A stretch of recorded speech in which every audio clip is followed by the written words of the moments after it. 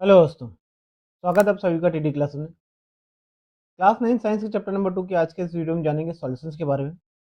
तो वीडियो शुरू करने से पहले आप सभी से रिक्वेस्ट है, यदि आपने अभी तक चैनल को सब्सक्राइब नहीं किया है तो चैनल को सब्सक्राइब जरूर करें। तो चलिए शुरू करते हैं वीडियो और समझते हैं सॉल्यूशंस को डिटेल में। सबसे पहले समझते हैं सॉल्यूशन हमारा होता क्या है।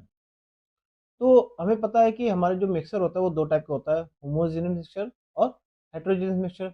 तो जितने भी हमारे होमोजेनियस मिक्सचर होते हैं वो सारे सारे क्या कहलाते हैं, सॉल्यूशंस। यानी होमोजेनियस मिक्सचर को हम क्या कहते हैं, सॉल्यूशन। वहीं अगर इसकी डेफिनेशन की बात करें, डेफिनेशन क्या बन जाएगी, a solution is a homogeneous mixture of two or more substances. मतलब दो या दो से अधिक सब्सटेंसेस से मिलकर बनने वाला होमोजेनियस मिक्सचर हमारा क्या होता है, सॉल्यूशन। जैसे शुगर और वाटर का सॉल्यूशन। वहीं सॉल्ट और वाटर का सॉल्यूशन भी हमारा क्या होता है, एक होमोजेनियस मिक्सचर। इसे भी हम क्या कह सकते हैं, सॉल्यूशन। इसी तरह एयर भी हमारा क्या है, एक होमोजेनियस मिक्सचर। तो ये भी हमारा क्या होता है, एक सॉल्यूशन।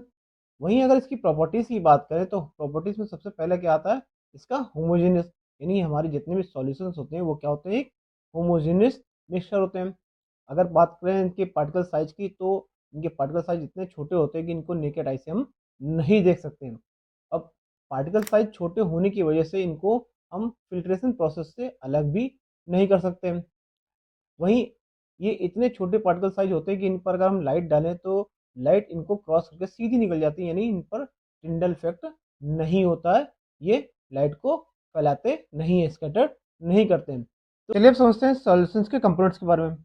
सॉल्यूशंस के मेनली दो कंपोनेंट्स होते हैं, सॉल्वेंट और सॉल्यूट। तो सॉल्यूशन में जो सबसे ज्यादा अमाउंट में होता है वो हमारा क्या कहलाता है, सॉल्वेंट। वहीं जो सबसे कम अमाउंट में होता है वो हमारा क्या कहलाता है, सॉल्यूट।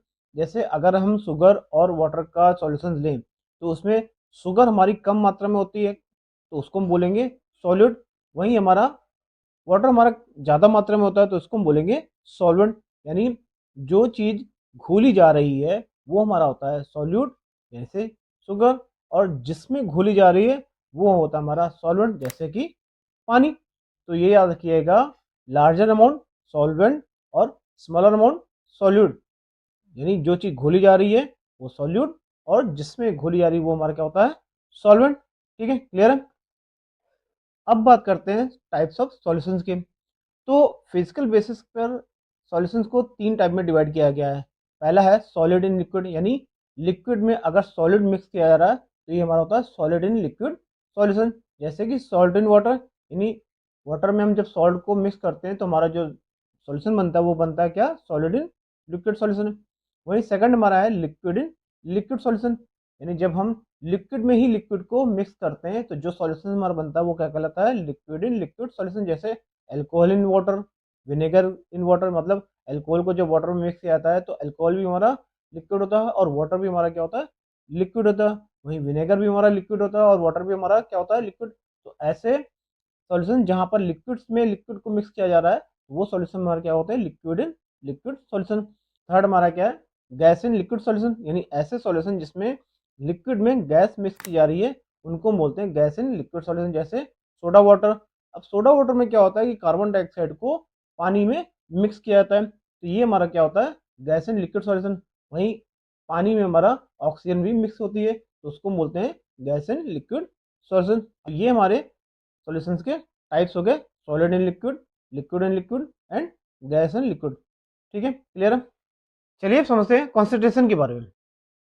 बेसिकली कॉन्सेंट्रेशन हमें ये बताता है कि किसी सॉल्यूशन में कितनी मात्रा में सॉलिड मिक्स हो रखा है। तो अगर इसकी डेफिनेशन की बात करें तो डेफिनेशन क्या बनती है, concentration of a solution is the amount of solid present in a given amount of solution और सॉल्वेंट।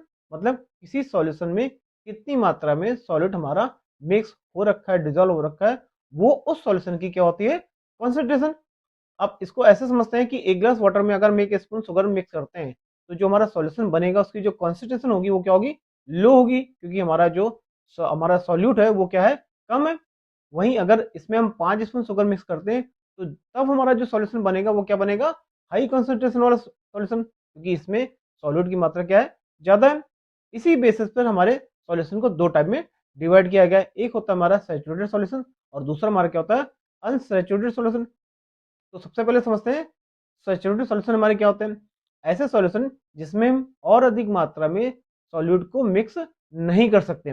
मतलब अगर हम चीनी और पानी का घोल लें, तो हम चीनी को पानी में घोलते हैं या घोलते हैं या घोलते हैं, तो क्या होता है कि एक पॉइंट ऐसा आता है जब चीनी पानी में घुलना बंद हो जाती है। तो ऐसा सॉल्यूशन जब चीनी पानी में घुलना बंद हो गई, तो ये जो चीनी पानी का घोल होगा वो क्या कहलाएगा, एक सैचुरेटेड सॉल्यूशन। अब अगर इसमें हमें और सॉल्यूट मिक्स करना है, डिसॉल्व करना है, तो इसका हमें टेम्परेचर बढ़ाना पड़ेगा। ठीक है, सिंपल है कि अगर एक नॉर्मल टेम्परेचर में हम चीनी और पानी को आपस में मिक्स करें, 1 चम्मच हमने पहले मिक्स करी, फिर 2 चम्मच करी, फिर 3 चम्मच करी, तो ऐसे करते-करते जब एक पॉइंट आएगा कि चीनी पानी में मिक्स होना बंद हो जाएगी, उस समय जो हमारा सॉल्यूशन मिलता है वो क्या कहलाता है, एक सैचुरेटेड सॉल्यूशन। मतलब जैसे कि हम जब खाना खाते हैं तो हम 1 रोटी या 2 रोटी, 3 रोटी खाते हैं, एक टाइम आता है कि हमारा पेट एकदम भर जाता है, हम बिल्कुल भी एक बाइट भी एक्स्ट्रा नहीं खा पाते। वो टाइम हमारा क्या होता है, सैचुरेशन वाला। ऐसे ही जब किसी सॉल्यूशन में सॉल्वेंट में सॉलिड मिक्स होना बंद हो जाए, तो वो जो सॉल्यूशन हमारा होता है वो क्या कहलाता है, एक सैचुरेटेड सॉल्यूशन। ठीक है, क्लियर है। बात करते हैं अनसैचुरेटेड सॉल्यूशन की, यानी ऐसे सॉल्यूशन जिसमें हमारा सॉलिड और अधिक मात्रा में मिक्स हो सकता है, डिजोल्व हो सकता है, उनको हम क्या बोलते हैं, अनसैचुरेटेड सॉल्यूशन। ठीक है, क्लियर है। अब बढ़ते हैं नेक्स्ट टॉपिक की ओर। अगर आपको किसी सॉल्यूशन की कॉन्सेंट्रेशन को निकालना है, तो उसको निकालने के बेसिकली 3 तरीके होते हैं। पहला हमारा फॉर्मूला क्या बनता है, mass of solute upon mass of solution into 100। यानी अगर आपको सॉल्यूट और सॉल्यूशन दोनों का ही मास दिया हो, तो आप पहला फॉर्मूला यूज करके उसकी कंसंट्रेशन परसेंटेज में निकाल सकते हैं। वहीं अगर आपको सॉल्यूट का मास और वॉल्यूम दिया हो सॉल्यूशन का, तो आपको सेकंड फॉर्मूला यूज करना होगा। फॉर्मूला हमारा क्या बन जाएगा, mass of solute upon volume of solution into 100। तो यहाँ पर हमारा इसका कंसंट्रेशन निकलेगी परसेंटेज में। वहीं अगर आप दोनों ही सॉल्यूट और सॉल्यूशन दोनों की वॉल्यूम दी गई हो, तो आप वॉल्यूम के थर्ड फॉर्मूले से आप इसका कंसंट्रेशन निकाल सकते हैं। तो चलिए बढ़ते हैं नेक्स्ट टॉपिक की तरफ। तो नेक्स्ट टॉपिक हमारा है कोलाइडल सस्पेंशन। इसके लिए मिलते हैं नेक्स्ट वीडियो में। यदि आज का वीडियो आपको पसंद आया तो वीडियो को लाइक और शेयर जरूर करें और चैनल को सब्सक्राइब जरूर करें। तो मिलते हैं अगले वीडियो में, तब तक के लिए नमस्कार, जय हिंद।